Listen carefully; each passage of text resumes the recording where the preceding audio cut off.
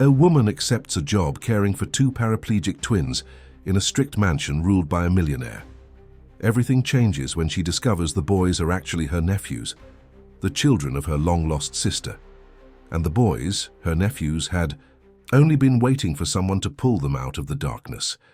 If this story moved you, don't forget to subscribe to our channel and tell us which city you're watching from. Stay with us.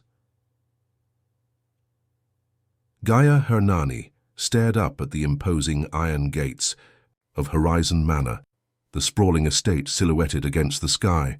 The massive Victorian mansion loomed ahead, its countless windows like watchful eyes surveying her every move. Her 6-year-old daughter, Lara, clutched her hand tightly. "Is this where we're going to live now, Mommy?" Lara whispered, her voice tinged with both excitement and apprehension. Gaia squeezed her daughter's hand reassuringly. "Yes, sweetheart. This is where we'll be staying for a while." She forced a smile, trying to quiet the unease settling in her stomach.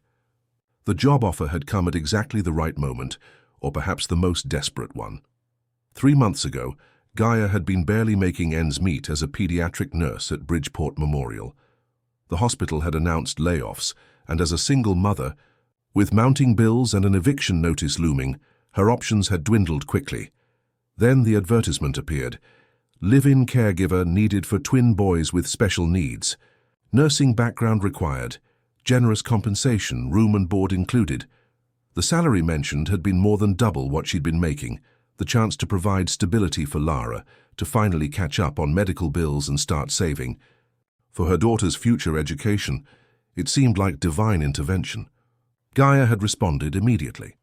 The hiring process had been surprisingly swift. A phone interview with the estate manager, a video call with Mr. Hugo Bianchi himself, the reclusive tech mogul who owned Horizon, and within a week she'd been offered the position. Now as the imposing gates swung open automatically, Gaia drove her weathered Honda up the long, winding driveway, painfully aware of how out of place her car looked against the manicured perfection of the estate. At the circular entrance, a tall, thin woman with silver-streaked hair pulled into a severe bun stood waiting. She wore a charcoal-grey dress that seemed to blend with the stone facade of the mansion. "Ms. Hernani, I presume," the woman said as Gaia stepped out of the car. It wasn't a question. "I'm Mrs. Ellis, the head housekeeper. Mr. Bianchi has instructed me to show you to your quarters." Not even a smile for Lara, who was now partially hidden behind Gaia's legs. Gaia gently nudged her daughter forward. "This is my daughter, Lara." Mrs. Ellis gave a curt nod. "Yes, we've prepared accommodations for both of you. The East Wing has a smaller connecting room that should suffice for the child." She turned briskly. "Follow me. The staff will bring your belongings." The grandeur of the entrance hall momentarily stole Gaia's breath. Marble floors stretched beneath a crystal chandelier that must have cost more than her entire former apartment building.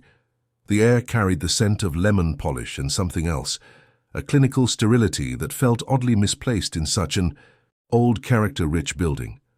"The main house has 4 wings," Mrs. Ellis explained as she led them through a series of corridors. "The East Wing is where the staff resides. The North Wing contains Mr. Bianchi's private quarters and office, strictly off-limits without explicit invitation. The South Wing houses the common areas, dining room, library, conservatory, and the West Wing is where the young masters reside." "The twins," Gaia said. "Oliver and Ethan, right?" Mrs. Ellis nodded stiffly. "Yes. You'll meet them tomorrow morning. Mr. Bianchi felt it best to allow you time to settle in tonight." They continued their journey through the labyrinthine mansion. Gaia noted security cameras discreetly positioned at regular intervals. For such a vast estate, there seemed to be surprisingly few staff members visible. "How many people work here?" Gaia asked, trying to break the uncomfortable silence. "There's myself, the groundskeeper, Mr. Jenkins, the cook, Mrs. Reynolds, 2 housekeepers, and Mr. Bianchi's personal assistant, Ms. Chen, who comes 3 times a week. Dr. Maxwell visits twice weekly to check on the young masters. And now you." Mrs. Ellis's tone suggested that was all Gaia needed to know. They reached a door at the end of a long hallway. "These will be your quarters," Mrs. Ellis said, producing a key. "Your daughter's room connects through the side door. Dinner is served." precisely at 6 in the staff dining room for the first week. After that, you'll be expected to take your evening meals with the young masters as part of your duties. She handed Gaia a thick manila envelope. Inside, you'll find the daily schedule for Oliver and Ethan, medication charts, dietary restrictions, and the house rules. Mr. Bianchi expects these to be followed without deviation. Gaia accepted the envelope, feeling its weight like a physical manifestation of her new responsibilities. When will I meet Mr. Bianchi in person? Mr. Bianchi travels frequently for business. When he is in residence, he typically dines with the young masters on Sunday evenings. Otherwise, he keeps to his wing. Mrs. Ellis checked her watch. It's nearly 5 now. Shall leave you to get settled. Dinner in 1 hour. With that, she was gone, leaving Gaia and Lara standing in their new quarters. The room was surprisingly spacious, with a queen-sized bed, antique furniture, and a private bathroom. Lara's connecting room was smaller but charming, with a window seat overlooking the gardens. "It's like a princess tower, Mommy," Lara exclaimed, immediately claiming the window seat as her own. Gaia smiled, watching her daughter's excitement. For Lara's sake, she pushed aside her reservations. This was a fresh start, a chance at stability. The strangeness of the house and its inhabitants would surely fade as they settled in. That evening at dinner, Gaia met the rest of the staff. Mrs. Reynolds, the cook, was a plump, cheerful woman who immediately took a liking to Lara. Mr. Jenkins, the groundskeeper, was a weathered man of few words. The two housekeepers, sisters named Maggie and Beth, seemed pleasant enough but exchanged guarded glances whenever Gaia asked questions about the Bianchi family. "The boys are sweet children," Mrs. Reynolds offered when Gaia inquired about her charges. "Just need a bit of patience and understanding is all." "They've had a parade of caretakers," Maggie added, then seemed to regret speaking when Mrs. Ellis shot her a sharp look. "5 in the past 3 years," Beth continued, lowering her voice. "None lasted more than 8 months." Gaia furrowed her brow. "Why not? The job description mentioned they have paraplegia from a rare neurological condition, but I've worked with special needs children before." An uncomfortable silence fell over the table. It was Mrs. Reynolds who finally spoke, her tone carefully measured. "The challenges aren't just physical, dear. There's been a lot of trauma in this house." Mrs. Ellis cleared her throat loudly. "That's quite enough, Mrs. Reynolds. Ms. Hernani will form her own impressions starting tomorrow." She stood, signaling that dinner was over. 7 a.m. sharp at the West Wing nursery, Ms. Hernani. Do not be late." That night, as Gaia unpacked their belongings, she couldn't shake the feeling that she was missing something important. Brathim say. Mansion creaked and whispered around them, the wind finding its way through century-old crevices to create an unsettling melody. Lara fell asleep quickly, exhausted from the day's excitement, but Gaia found herself restless. She opened the manila envelope and began reviewing the schedule.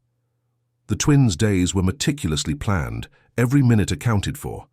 Medications, physical therapy exercises, educational activities, all precisely timed and described in clinical detail. What struck her most was what was missing from the documents. There were no personal notes about the boys' preferences, no mention of their personalities or interests. It was as if they were being described as patients rather than children. As Gaia was returning the papers to the envelope, a small photograph slipped out and fell to the floor. She picked it up, studying the image.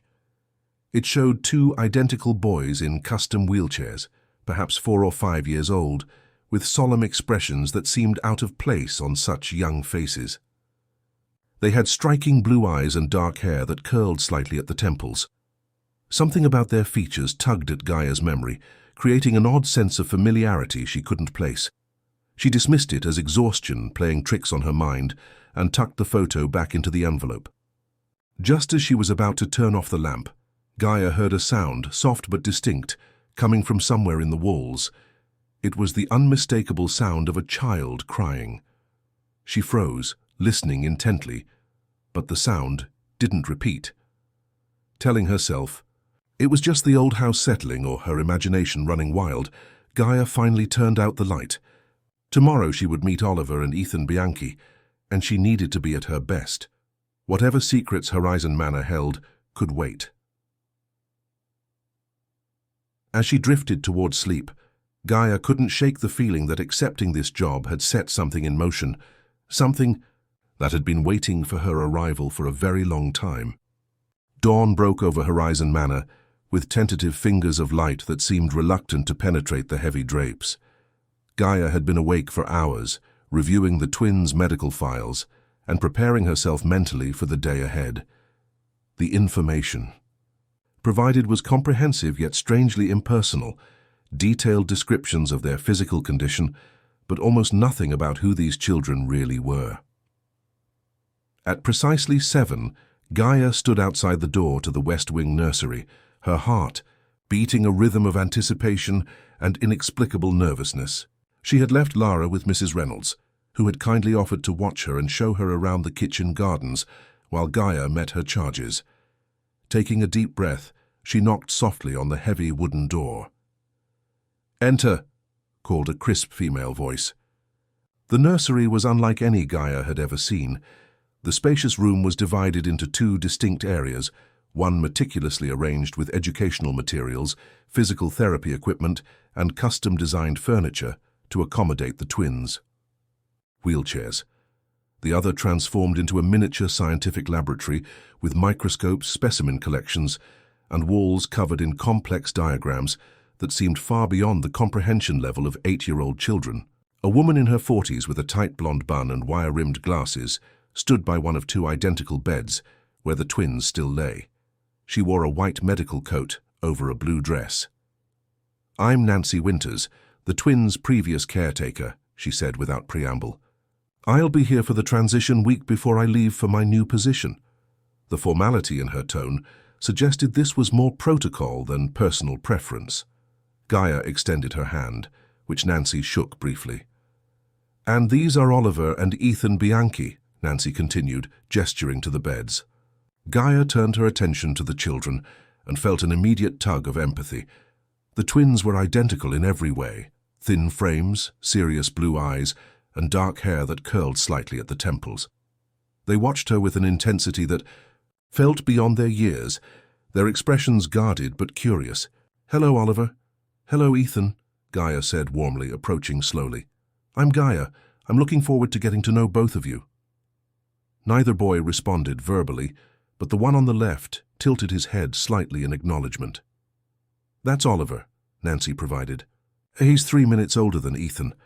Oliver is the more verbal of the 2, though both are highly intelligent. Ethan communicates more through drawing and music." Gaia nodded, making mental notes. She moved closer, kneeling between their beds, to meet them at eye level, a simple gesture of respect she always used with her pediatric patients. "The morning routine begins with hygiene, followed by breakfast, then medication," Nancy continued briskly. "Physical therapy exercises are conducted before lunch. Afternoons are reserved for educational activities. Dr. Maxwell visits Tuesdays and Fridays for checkups." As Nancy detailed the rigid schedule, Gaia observed the boys. Despite their identical appearance, she noticed subtle differences. Oliver's gaze was direct, analytical, while Ethan's eyes moved constantly, taking in everything around him. Oliver's hands rested still on his blanket. Ethan's fingers tapped a quiet, complex rhythm against his thigh. "We'll start with getting them ready for the day," Nancy said. "I'll demonstrate with Oliver. You can assist with Ethan." The morning proceeded with mechanical efficiency. Nancy showed Gaia the techniques for helping the boys with bathing, dressing, and transferring them to their custom wheelchairs. The twins cooperated silently, accustomed to the routine and the clinical handling of their bodies. It wasn't until breakfast in the small dining room adjacent to the nursery that Gaia heard either of them speak. "You have a daughter," Oliver said suddenly, as Gaia was adjusting his napkin. His voice was clear and precise, surprising her. Gaia smiled. "Yes, her name is Lara. She's 6. "Is she coming to live here too?" This from Ethan, his voice softer than his brother's but equally articulate. "She is. Perhaps you'll meet her later today, if that's all right with you both." The twins exchanged a look, one of those silent communications that identical siblings often develop, yet there seemed to be something deeper, almost conspiratorial in their exchange. "We've never had another child in the house," Oliver observed. "Father says children are disruptive." The statement, delivered in such a matter-of-fact tone from an 8-year-old, broke Gaia's heart a little. "Well, I think children bring life and joy to a home," she replied gently. Nancy cleared her throat, her expression suggesting this deviation from professional discussion was inappropriate. Gaia took the hint and redirected the conversation to their breakfast preferences. Throughout the morning, Gaia observed the relationships in the household. Nancy maintained a professional distance from the boys, efficient but detached. Mrs. Hellis, who checked in twice, spoke about rather than to them, the only staff member who seemed to have genuine warmth for the twins was Mrs. Reynolds, who arrived with their lunch and sneaked them each an extra cookie with a conspiratorial wink. By afternoon, as Nancy supervised the boys' educational activities, Gaia felt she had begun to form a picture of their isolated existence. They were treated with care but little affection, their days structured to the minute, their world confined to their wing of the sprawling estate. "They're quite advanced for their age," Nancy remarked, as Oliver completed a mathematics worksheet that Gaia recognized as middle school level.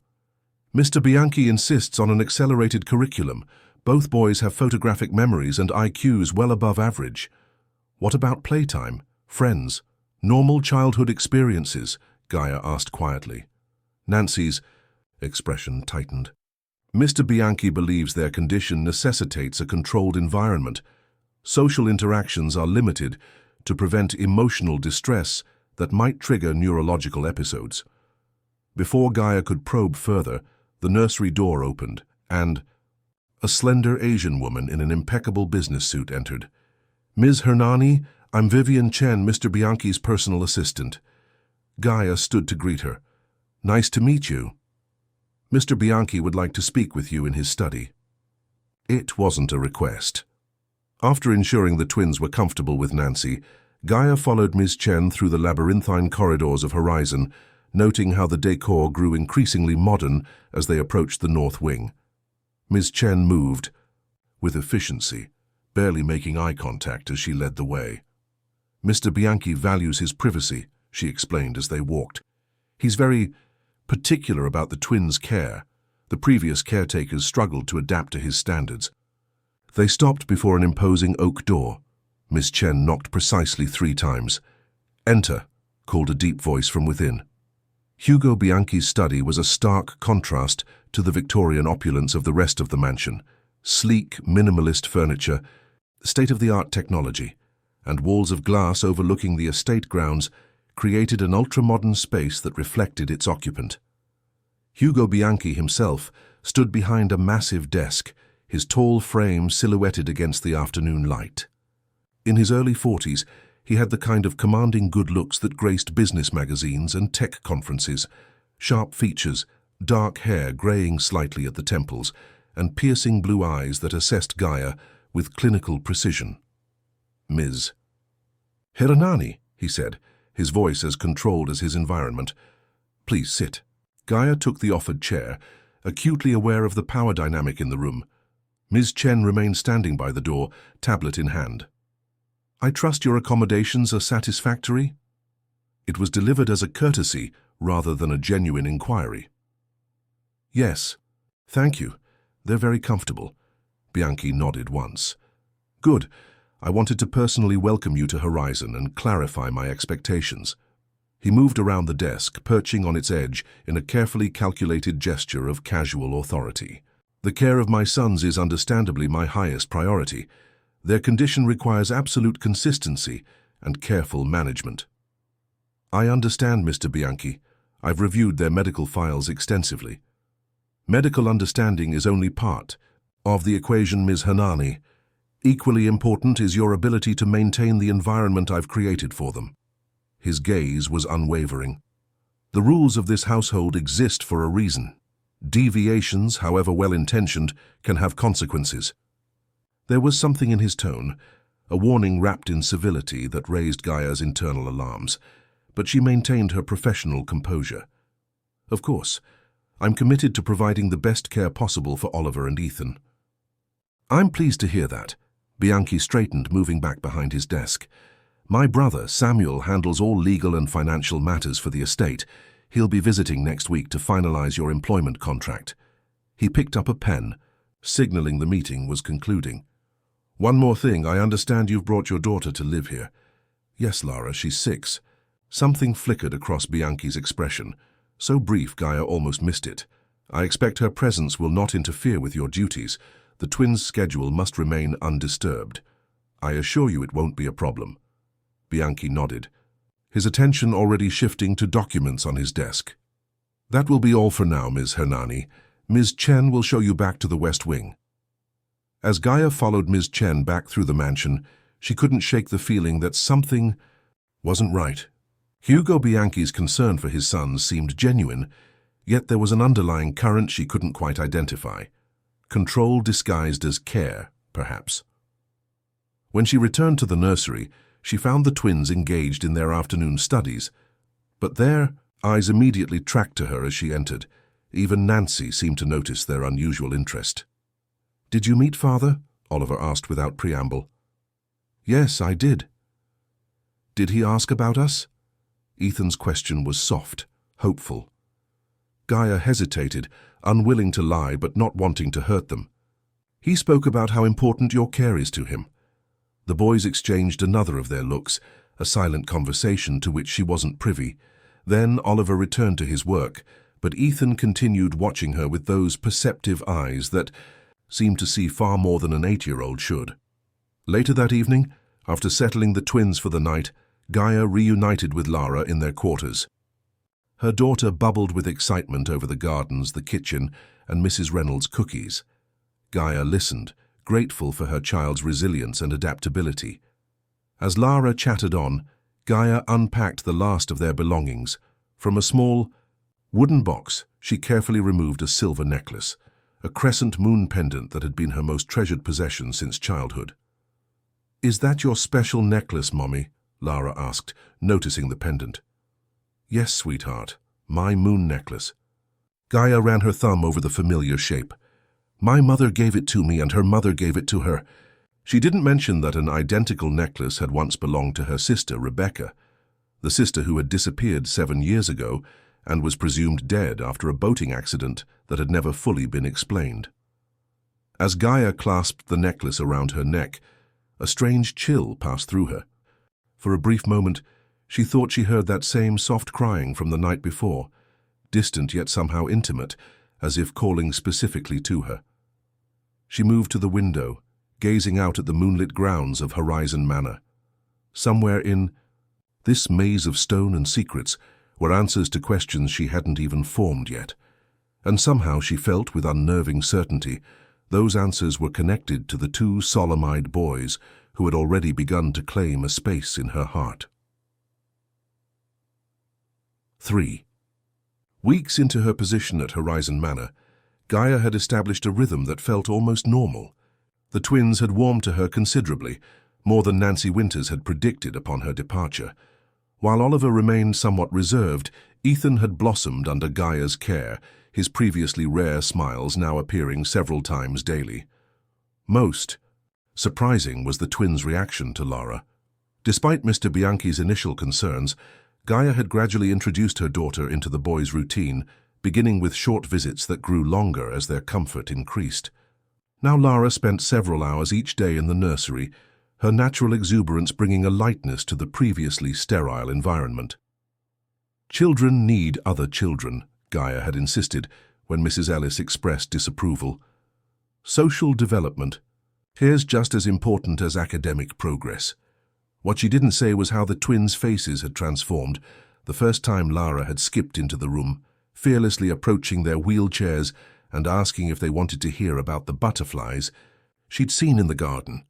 Something had broken open in their expressions, a hunger for normal childhood interaction that no amount of advanced mathematics or scientific instruction could satisfy. Today, Gaia pushed the twins' wheelchairs along the garden path with Lara, skipping alongside, pointing out flowers and insects with equal enthusiasm. They had developed a game where Lara would describe something she saw, and the twins would identify it using their encyclopedic knowledge of flora and fauna. "Look at that one. It's yellow with black spots," Lara exclaimed, pointing at a butterfly. Eastern tiger swallowtail, Oliver responded promptly. Papilio glaucus, Ethan added quietly, the scientific name flowing naturally from his lips. Gaia observed the interaction, with a smile, noting how different the boys were outside the confining walls of their wing. Here their rigid posture relaxed, their clinical vocabulary gave way to occasional childish exclamations, and most tellingly, they laughed, a sound she had never heard during the first week of her employment. As they rounded a bend in the path, a movement near the hedge caught Gaia's attention. Mr. Jenkins, the groundskeeper, was watching them with an unreadable expression. When he noticed Gaia's gaze, he quickly turned away, busying himself with pruning shears. It wasn't the first time Gaia had felt observed since arriving at Horizon. Security cameras monitored most areas of the house, but there was also a human surveillance that felt more intrusive. Staff members appearing in doorways, conversations that ceased when she entered rooms, phone calls made in hushed tones. "Can't he? We go to the pond today?" Ethan asked, interrupting her thoughts. Gaia hesitated.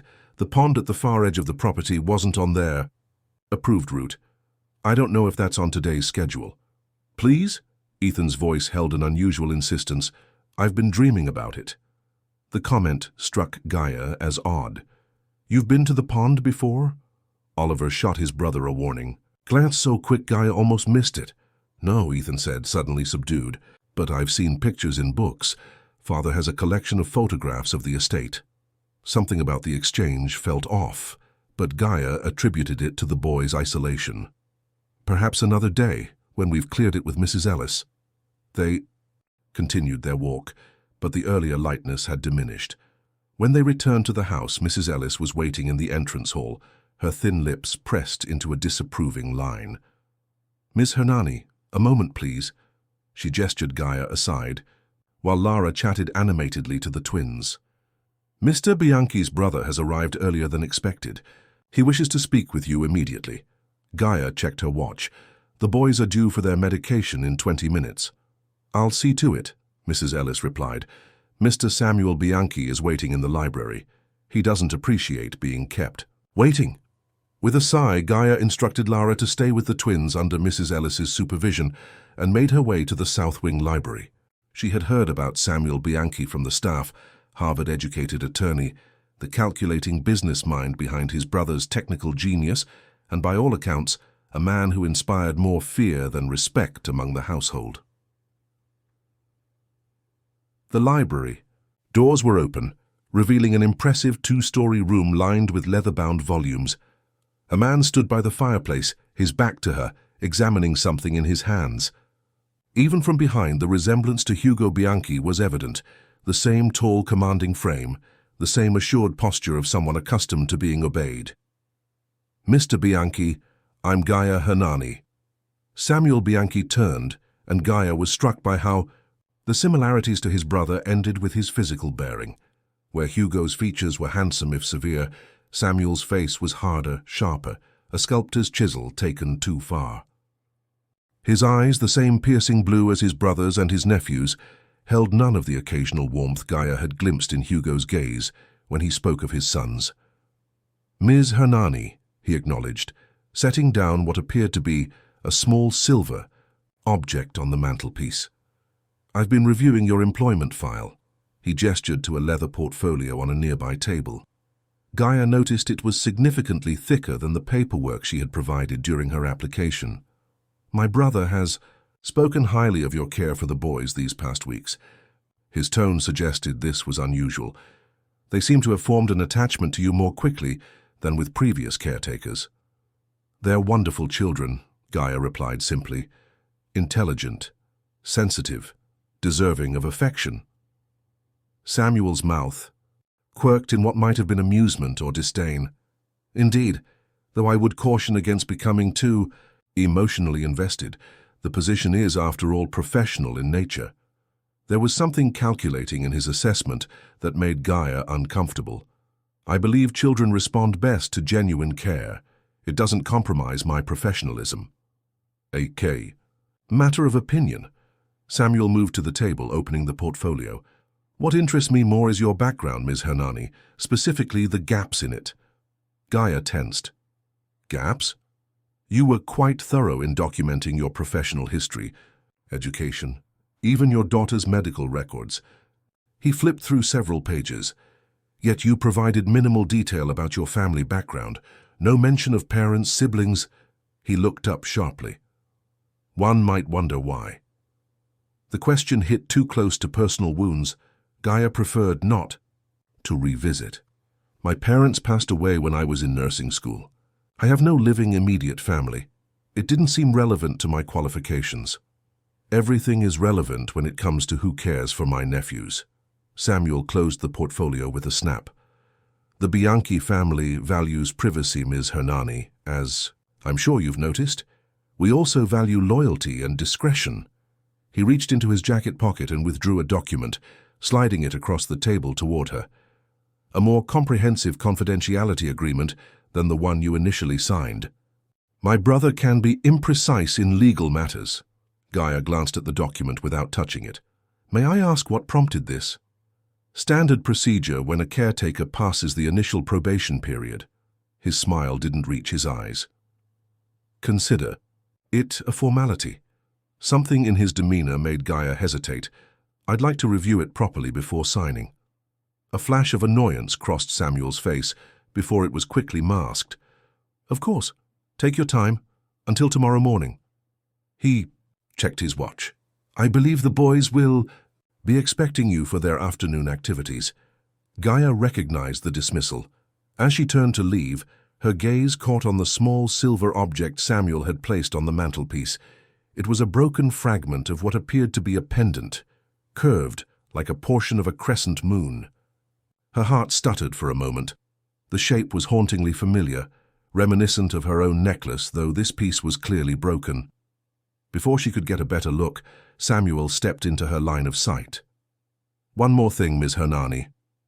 His voice had dropped to a quieter register. The boys have experienced enough upheaval in their young lives. It would be unfortunate if they formed an attachment to someone who proved temporary. The thinly veiled threat hung in the air between them. Gaia met his gaze steadily. I have no intention of abandoning them, Mr. Bianchi. Good. See that your intentions remain consistent. He gestured toward the door. That will be all. The encounter left Gaia unsettled. As she made her way back to the West Wing, she found herself wondering about Samuel Bianchi's interest in her family background. It seemed excessive for standard employment verification, especially 3 weeks after she had begun the position. She was so lost in thought that she nearly collided with Mrs. Reynolds in the corridor. There you are, dear, the cook exclaimed. I was just bringing the boys their afternoon snack. She indicated the tray in her hands. Did you have a pleasant meeting with Mr. Samuel? Gaia made a non-committal sound. Is he often involved in staff matters? Mrs. Reynolds's normally open expression became guarded. Mr. Samuel handles all the family's business affairs. He visits every few weeks to ensure things are running smoothly. Before Gaia could probe further, Mrs. Reynolds continued walking, her usual warm chatter noticeably absent. The remainder of the day passed uneventfully, though Gaia found her thoughts returning to the fragment of silver pendant and Samuel Bianchi's unusual interest in her family history. That night, after putting both Lara and the twins to bed, she sat at her desk examining the confidentiality agreement. The document was extensive, with legal language far more restrictive than her original contract. Several clauses caught her. Attention. Prohibitions against discussing any aspect of the twins' care or condition with outside parties, restrictions on taking photographs anywhere on the property, and most concerning, a clause requiring her to submit any personal correspondence to Ms. Chen for security review before sending. It felt less like an employment agreement and more like a gag order. As she considered the implications, a soft knock on her door startled her. Gaia opened it to find Maggie, one of the housekeepers, looking nervously over her shoulder. Mrs. Ellis asked me to bring you these, she whispered, handing Gaia a stack of fresh towels. As Gaia took them, Maggie pressed something else into her hand, a small folded piece of paper. Before Gaia could question her, Maggie hurried away, disappearing down the darkened corridor. Puzzled, Gaia unfolded the note. In shaky handwriting were the words, "Check the locked cabinet in the east storage room. Key behind loose panel under window. Be careful who you trust." Gaia stared at the cryptic message, her pulse quickening. She glanced at the sleeping Lara, then back at the note. Something was very wrong at Horizon Manor, something beyond the strange atmosphere and rigid rules. The staff knew it. Samuel Bianchi seemed determined to control it, and somehow, Gaia suspected, it involved the twins' mysterious past. The next morning, Gaia found an opportunity when the twins were engaged in their physical therapy session with Dr. Maxwell. She had asked Beth to watch Lara in the kitchen gardens, ensuring her daughter was safely occupied. The east storage room was seldom used, a dusty chamber filled with outdated medical equipment and filing cabinets. Gaia located the loose panel beneath the window exactly where Maggie's note had indicated. Behind it was a small brass key. Her hands trembled slightly as she approached the locked cabinet in the corner. The key fit perfectly, turning with a soft click that sounded unnaturally loud in the quiet room. Inside were several medical files, older versions of the twins' records, it appeared. Gaia quickly leafed through them, noting inconsistencies with the information she had been given. The boy's condition was described differently here, not a congenital disorder as she had been told, but the result of trauma sustained at age 3. Beneath the medical files was a worn leather journal. Gaia opened it carefully, recognizing a woman's handwriting covering the pages, diary entries dating back 5 years. The name inscribed on the inside cover made her blood run cold. Rebecca Hernani, her sister's name, her sister, who had disappeared 7 years ago and was presumed dead. With shaking hands, Gaia turned the pages of the journal, her sister's familiar handwriting blurring through her tears. Rebecca, her vibrant, adventurous sister, had been here at Horizon. Not just here, but intimately connected to this household. The first entries were mundane, describing Rebecca's initial employment as a private nurse for Hugo Bianchi following a skiing accident. Her sister wrote of his charm, his brilliance, his gradual recovery under her care. Then came entries detailing a developing romance, secret at first due to their professional relationship, then increasingly open as Rebecca became not his nurse, but his companion. Gaia's hands trembled as she read an entry dated 6 years ago. "Hugo asked me to marry him today. Said he couldn't imagine life without me now. The ring is beautiful, but what matters more is the look in his eyes when he speaks of our future together. I haven't told him about Gaia yet. There's been so much distance between us since Mom and Dad's accident. I'll call her soon once everything is settled." That call had never come. Instead, what followed in the journal were entries that grew increasingly troubling. Rebecca wrote of Hugo's possessiveness, his insistence on controlling every aspect of their life together. Then came the joyful announcement of her pregnancy, followed by the shock of learning she was carrying twins. The journal's tone darkened further after the twins' birth. Rebecca described her growing concern about Hugo's obsessive behavior regarding the boys, his reluctance to allow her to make decisions about their care, and most disturbingly, his increasing isolation of the family from the outside world. The final entries were frantic, almost illegible in places. "Something is wrong. H is different since the boy's accident. He blames me. Says if I hadn't taken them to the pond alone, they wouldn't have fallen in. Wouldn't now be confined to wheelchairs. But it wasn't my fault. I only turned away for a moment, and the way they fell, it was as if something pushed them. H won't listen. He's consulted specialists without telling me. Gives the boys medications I don't recognize. When I questioned him, he threatened to have me removed from their care entirely. My own children, I have to get them out of here." The last entry, dated almost precisely 5 years ago, chilled Gaia to her core.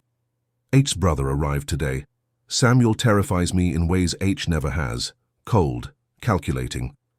I overheard them discussing permanent solutions to the Rebecca situation. I'm taking the boys and leaving tonight. I've contacted Gaia. After all this time, I finally have to ask for her help. I pray she's forgiven me enough to answer. If anything happens to me, the moon pendant will lead her to the truth. The children belong with her." Gaia clutched her own crescent moon necklace, the twin to the one Rebecca had always worn, the one their grandmother had split for the 2 sisters. The third piece, she whispered, remembering the fragment she'd glimpsed in Samuel Bianchi's. Possession. Gaia barely remembered replacing the journal and relocking the cabinet. Her mind reeled with the implications of what she had discovered. The twins, Oliver and Ethan, were not just her charges but her nephews. Her sister Rebecca, presumed dead for years, had been their mother, and Hugo Bianchi, their father, had something to do with Rebecca's disappearance. She moved through the rest of the day in a fog of shock and disbelief, going through the motions of care while her thoughts churned with fragments of Rebecca's journal entries. The boys watched her with their unnervingly perceptive eyes, as if sensing the seismic shift in her understanding of their connected lives. "Are you sad today?" Ethan asked quietly, while Gaia was helping him with his afternoon physical therapy. Exercises. The question startled her from her thoughts. "No, sweetheart, just thinking." "About what?" Oliver chimed in, his gaze suddenly intense. Gaia hesitated, studying their faces that now revealed what she should have recognized immediately: the curve of their cheekbones, the slight dimple in their right cheeks when they smiled, the way Ethan tilted his head when concentrating, all Rebecca's features, echoed in these children who were her flesh and blood. "About families," she answered carefully. "About how sometimes people who should be together get separated." The twins exchanged one of their silent glances, and for a moment Gaia wondered if they somehow knew, if on some level they recognized her as their mother's sister. "Like our mother?" Ethan asked softly. Gaia's heart lurched. "Your mother?" Oliver's expression closed immediately, but Ethan continued, his voice barely above a whisper. "Father said she left because she didn't want to take care of us after the accident, but I remember her crying." "She wouldn't leave if she was crying, would she?" The innocent question tore at Gaia's heart. "No," she managed, throat tight with emotion. "No one who loved you would ever willingly leave you." Before she could say more, Mrs. Ellis appeared in the doorway, her expression suggesting she'd been listening. "Ms. Hernani, Mr. Samuel Bianchi is requesting the signed confidentiality agreement." "Of course," Gaia replied, quickly regaining her composure. "I'll bring it to him shortly." When Mrs. Ellis had gone, Gaia finished the therapy session in silence, her mind racing with plans and possibilities. She had to get the boys away from Horizon, but how? Their mobility issues complicated matters, and Hugo Bianchi's resources meant they couldn't simply disappear. She needed proof of Rebecca's claims, leverage to ensure their safety. That evening, after settling the twins for the night, Gaia returned to her quarters to find Samuel Bianchi waiting outside her door. His presence in the staff wing was unprecedented and immediately set her on edge. "Mr. Bianchi, I wasn't expecting you here." His smile was thin. "The agreement? I believe I was clear about the timeline." Gaia forced herself to remain calm despite the thumping of her heart. "Yes, I have it inside. One moment." She entered her room where Lara was already asleep and retrieved the document from her desk. She had signed it, knowing refusal would only arouse suspicion. For now, she needed to play along while she figured out her next move. Samuel took the agreement, scanning her signature before tucking it into his jacket pocket. "Excellent. I appreciate your cooperation." He turned to leave, then paused. "I understand you took the boys to the garden pond today." The statement was a trap. She had specifically avoided the pond after Ethan's strange request. "No, we stayed on the approved garden paths." Samuel's eyes narrowed slightly. "A misunderstanding, then. Good night, Ms. Hernani." After he left, Gaia closed her door and leaned against it, breathing heavily. They were watching her closely, testing her. She needed to act before they realized what she had discovered. In the following days, Gaia maintained an outward appearance of normalcy while carefully gathering information. She noted the rotation of security guards, the placement of cameras, the staff schedules. She made discreet inquiries with Mrs. Reynolds about the location of the nearest town and the delivery schedules for supplies. Most importantly, she spent hours observing the twins, assessing their mobility needs for a potential journey. She also began asking them subtle questions about their memories, hoping to piece together what had truly happened at the pond 5 years ago, the incident that had supposedly caused their paraplegia. "Ethan, do you remember anything about the accident when you were little?" she asked one afternoon while they were alone. The boy's fingers stopped their rhythmic tapping against his wheelchair arm. "Father says we shouldn't talk about it." "I know, but sometimes talking about difficult memories helps us understand them better." Ethan looked toward the door nervously, then whispered, "I remember water, being cold and Mother screaming." "Was your mother with you when it happened?" He nodded. "She was reading to us by the pond. Then Uncle Samuel came." His brow furrowed. There was arguing. Mother looked scared. "Then I don't remember how we fell in, just the water and not being able to move after." The account aligned with what Gaia had suspected. The accident had occurred during Samuel's visit, contradicting the official story she'd been told about the boys falling while unsupervised. It suggested something far more sinister. 4. Days after discovering Rebecca's journal, Gaia found a note slipped under her door. "Storage attic, East Wing, midnight. M." Maggie, she presumed, the housekeeper who had led her to Rebecca's journal. That night, after ensuring Lara was deeply asleep, Gaia crept through the darkened corridors of Horizon to the East Wing's rarely used attic stairs. The storage attic was illuminated only by moonlight, filtering through dusty dormer windows. Antique. Furniture draped in sheets created eerie silhouettes in the gloom. Gaia moved cautiously, straining to see in the darkness. "Ms. Hernani," Maggie's voice came from behind a large armoire. The housekeeper emerged, looking even more nervous than usual. "I wasn't sure you'd come." "You knew about my sister," Gaia said without preamble. Maggie nodded. "I was here when Miss Rebecca lived at Horizon. She was kind to me, to all the staff, not like—" She trailed off, glancing anxiously toward the stairs. "What happened to her, Maggie? Please, I need to know." The housekeeper wrung her hands. "It was 5 years ago, the night of the accident at the pond. The boys were injured, but not as badly as Mr. Bianchi claimed. Later, Miss Rebecca was frantic, saying it wasn't an accident at all, that Mr. Samuel had pushed them in when she refused to sign some papers." Gaia's blood ran cold. "What papers?" "I don't know the details, but afterward, Miss Rebecca was different." "Sedated," Mr. Bianchi said, "for her anxiety. But she didn't seem anxious to me, she seemed afraid." Maggie lowered her voice further.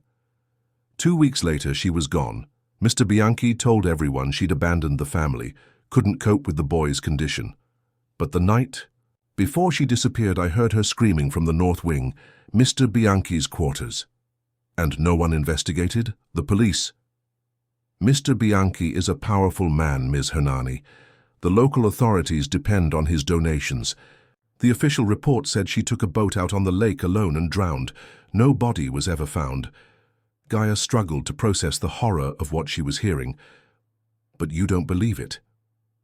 "No." Maggie moved to a dust-covered trunk in the corner. "That's why I kept these." She opened the lid, revealing a collection of items, women's clothing, photographs, personal effects. "Miss Rebecca's things. Mr. Bianchi ordered them destroyed, but I couldn't do it." Gaia knelt beside the trunk, fingers trembling as she sifted through the remnants of her sister's life. Among the items was a photograph of Rebecca holding 2 infant boys, her smile radiant with new motherhood. Another showed Rebecca with Hugo Bianchi, his arm possessively around her waist, his expression not loving, but triumphant. At the bottom of the trunk was a small velvet pouch. Inside, Gaia found a piece of silver, a fragment of a crescent moon pendant identical to the one she'd seen in Samuel Bianchi's possession. "The third piece," Maggie confirmed, seeing Gaia's recognition. "Miss Rebecca wore it always, said it, was connected to her sister, to you. The night she disappeared, I found it broken on the floor of her room. One piece was missing." "Samuel has it," Gaia whispered. "But why keep it? Why not destroy all evidence?" "Insurance, perhaps," came a new voice from the shadows. Gaia and Maggie whirled to see Ms. Chen emerging from behind a sheet-draped bookcase. The assistant's typically impassive face showed signs of strain. "How long have you been there?" Gaia demanded, instinctively moving in front of Maggie. "Long enough," Ms. Chen approached slowly, hands visible to show she meant no threat. "I've suspected for some time that Maggie preserved Rebecca's belongings. I've been watching since you arrived, Ms. Hernani, waiting to see if you would discover the truth." "Are you going to tell Bianchi?" Ms. Chen's expression hardened. "No. I've enabled his behavior too long. The night Rebecca disappeared, I helped arrange the boating accident narrative. I believed Hugo when he said she was unstable, a danger to the boys." She shook her head. "But I've watched him with the twins over these 5 years, seen his coldness, his control, and I've seen how they've responded to you, to genuine affection." "She's alive, isn't she?" Gaia asked, sudden conviction in her voice. "Rebecca is alive." Ms. Chen hesitated, then nodded. Technically, Hugo didn't have her killed, too messy. Instead, he had her committed to a private psychiatric facility under a false name. Samuel arranged the paperwork, diagnosis of severe psychosis, delusions, risk to herself and others. She's been kept sedated these past 5 years. Samuel visits quarterly to ensure the arrangement continues. The revelation sent a wave of mingled horror and hope through Gaia. Where is she?" "Baywood Retreat. About 40 miles north of here. But you'll never get to her, the security." "I have to try." Gaia stood, clutching the moon fragment. "She's my sister. Those boys are her sons, my nephews. I can't leave them in this house of lies." Ms. Chen studied her for a long moment. "There's more you should know. The twins' condition, it's not what you've been told. The accident did cause trauma, but their paraplegia is largely induced by medication. Hugo keeps them dependent to control them, to ensure they can never leave." The cruelty of it staggered Gaia. "Why are you telling me this now?" "Because last week, Hugo instructed me to begin arrangements for your replacement. He's noticed your influence on the boys, how they're changing, becoming more independent in their thinking. He sees it as threatening his control. We need to get them out," Gaia said urgently. "Tonight, all of them, Lara, the twins, and then we'll find Rebecca." Maggie shook her head fearfully. "The security system, the guards—" "Can be managed," Ms. Chen interrupted, a newfound resolve in her voice. "I have access codes, scheduling information. I can create a window of opportunity, but it would have to be precisely timed." Gaia didn't hesitate. "Tell me what to do." The plan came together. Quickly, Ms. Chen would disable the security system at precisely 2 a.m. during the guard shift change she herself had scheduled. Maggie would ensure a van used for estate deliveries was left with keys accessible. Gaia would get the children ready under the pretense of a late-night stargazing activity, something she had done with them before. Before they separated, Ms. Chen handed Gaia a flash drive. Medical records, financial transactions, recordings from Hugo's private meetings with Samuel discussing Rebecca's containment, enough evidence to ensure he can never come after you legally. Gaia looked at the woman in surprise. "You've been planning this?" "Waiting for the right person," Ms. Chen corrected. "Rebecca tried to fight him alone. You don't have to." At exactly 2 a.m., Gaia moved through the darkened corridors of Horizon, with Lara half asleep in her arms. She had packed minimally, essential medications for the twins, their medical records, changes of clothes, and the evidence she'd gathered. The moon pendant fragments were secured in her pocket. The twins were awake when she entered their room, as if they'd been expecting her. "We're going on an adventure," she whispered, helping them into their wheelchairs. "A very important one." "Find Mother?" Ethan asked, his eyes wide in the darkness. The question stopped Gaia short. "You know?" Oliver nodded solemnly. "We remember more than Father thinks. We've been waiting for someone to help us find her." "The moon necklace," Ethan added, pointing to the chain visible at Gaia's neck. "Mother had one too. She said if we ever saw someone with the same necklace, we could trust them." Gaia felt tears prickle her eyes as she squeezed their hands. "We're going to find her tonight, but we have to be very quiet." The journey through the mansion was tense, but uneventful. As promised, Ms. Chen had disabled the security systems, and Maggie was waiting by the service entrance with the van keys. "There's a physician in Northbrook who will help you," Maggie whispered, as she helped Gaia load the twins into the vehicle. Dr. Sarah Miller. She knew Rebecca before, suspected something was wrong but couldn't prove it. "This address." She pressed a paper into Gaia's hand. "She'll help transition the boys off the medication safely." With Lara secured in the back seat next to her cousins, Gaia took the driver's seat, her heart pounding. "I can never thank you enough, both of you." Ms. Chen's normally stoic expression softened slightly. "Just go, quickly.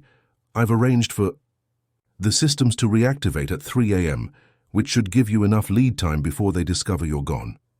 As Gaia drove down the long driveway of Horizon Manor, she glanced in the rearview mirror at the children, her family, huddled together in the back seat. The twins were holding hands, their faces a mixture of fear and hope in the dashboard. Lights. Lara had fallen back asleep, her head resting trustingly against Oliver's shoulder. The gates opened automatically at their approach, and then they were free, speeding away from the mansion and its web of lies. Gaia's hand went to her necklace, the familiar crescent moon warm against her skin. In her pocket, the two broken fragments seemed to pulse with promise, of family reunited, of truth revealed, of a future reclaimed from those who had tried to shatter it. Dawn was breaking as they reached Baywood Retreat, the private psychiatric facility nestled in woodland seclusion. Using the credentials Ms. Chen had provided, Gaia managed to gain entry, leaving the children briefly in the van with strict instructions to stay hidden. The facility was quiet, most patients still asleep. Gaia moved purposefully through sterile hallways following the room number Ms. Chen had given her. Outside the door marked Patient 317, she paused, heart hammering. 5 years of believing her sister dead, of unanswered questions, of unresolved grief, all culminating in this moment. She opened the door slowly. The room was small but comfortable, more like a hotel suite than a hospital room. Sunlight streamed through windows overlooking a garden. And there, sitting in a chair by the window, was Rebecca. Her sister's once vibrant appearance had dimmed. Her hair was dull, her body thin, her movements slowed by years of sedation.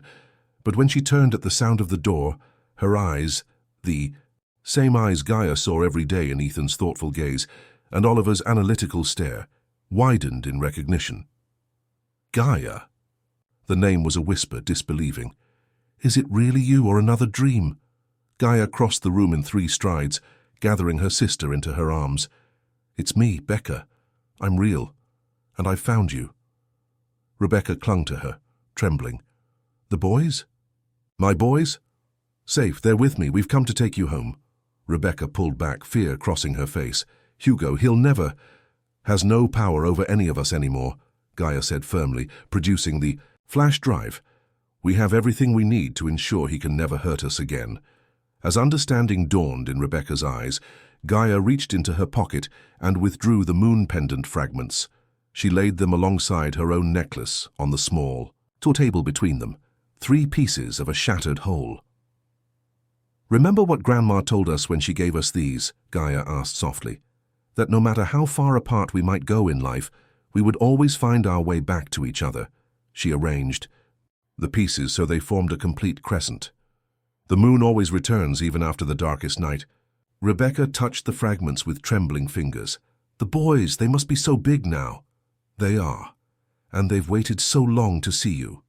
Gaia helped her sister stand. "They're just outside. Let's not keep them waiting any longer." Together, they walked toward the door, toward Oliver and Ethan, toward Lara, toward the future that had been stolen from them all and was now finally within reach again. As the first full rays of morning sunlight streamed through the windows of Baywood Retreat, Gaia felt the weight of secrets and separation finally lifting. The path ahead would not be easy. There would be legal battles, medical challenges as the twins were properly treated, emotional healing for all of them. But they would face it together, as a family united by bonds stronger than the forces that had tried to break them.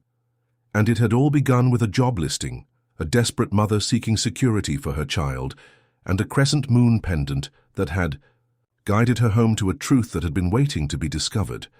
In the hallway outside Rebecca's room, the future was waiting. Gaia squeezed her sister's hand and opened the door to embrace it. The lakeside cottage gleamed in the summer sunlight, its windows open to catch the gentle breeze. On the wraparound porch, Rebecca sat in a rocking chair, watching as Oliver and Ethan practiced walking with their new supportive braces. After months of proper medical treatment and physical therapy, they had regained significant mobility, proof of Ms. Chen's revelation about their induced condition. Nearby, Lara chased butterflies through the garden, occasionally stopping to show her cousins particularly colorful specimens. The three children had become inseparable, their bond growing stronger with each passing day. Gaia emerged from the cottage, carrying a tray of lemonade, smiling at the scene before her. The past year had brought challenges they could never have anticipated. Lengthy legal proceedings, medical consultations, therapy sessions for all of them. Hugo Bianchi had initially tried to use his influence to reclaim the twins and discredit Rebecca's story, but the evidence provided by Ms. Chen had proven too substantial to overcome. In the end, facing criminal charges and public exposure, he had agreed to a settlement that provided financial support for the twins while relinquishing all parental rights. Samuel Bianchi had disappeared overseas, fleeing potential prosecution for his role in Rebecca's unlawful confinement. "Look at them," Rebecca said softly, as Gaia settled beside her. "Sometimes I still can't believe we're really here, that they're really safe." Gaia squeezed her sister's hand. "We're home now, all of us." Rebecca fingered the repaired moon pendant around her neck, whole again, the three fragments carefully soldered together by a local jeweler. "Do you think about Horizon? Ever? The secrets that place held?" "Sometimes," Gaia admitted. "But then I look at this." She gestured to the children playing, to the simple sunlit cottage that had become their sanctuary. "And I remember that some secrets need to be brought into the light." As the afternoon sun cast long shadows across the lawn, the family gathered around the porch table for lemonade and cookies. The twins, their movements growing more confident each day, climbed the steps without assistance. Lara immediately launched into a story about the butterfly types she had identified, her scientific knowledge expanding under Oliver's patient tutoring. Gaia watched them all, her family, pieced back together from fragments that had seemed irreparably broken, and felt a deep contentment settle in her heart. The journey hadn't ended with their escape from Horizon. In many ways, it had just begun. But they were facing it together, guided by truth and bound by love stronger than any force that had tried to tear them apart.